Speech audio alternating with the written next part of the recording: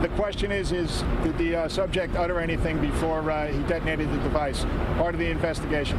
And a key part of the investigation at that, trying to determine whether 27-year-old Akayed Ullah, seen here wounded by his own bomb, was acting on behalf of a terror organization. CBS 2 got the first video of police speaking to the suspect's family. He lives here in the Flatland section of Brooklyn and made statements to cops that he was inspired by ISIS, and pro-ISIS channels apparently celebrating him as an istishadi, an attacker. We also know he is from Bangladesh, entered the United States in February 2011 on an immigration visa with his parents and siblings. He got a green card and became a permanent resident, and he had a license to drive a New York City taxi that lapsed in March 2015.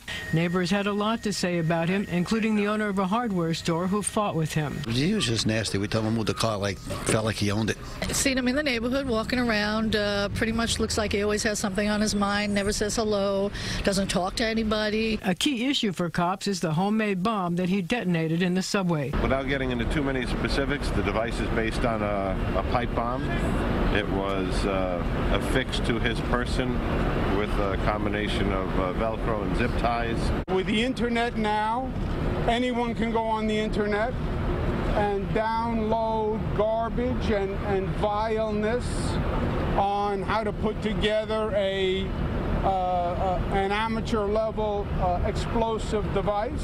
Police in the Joint Terrorism Task Force want to know just what was in the bomb that was apparently detonated prematurely and where he got the bomb-making instructions and the material. The bomb squad is in the process now, along with the FBI Special Agent bomb technicians, of processing that crime scene with others. They're going to gather up those pieces, and we'll have a better idea of what the device was put together with and what was inside. While there were several minor injuries, he was the only one seriously hurt. The perpetrator detonated the device.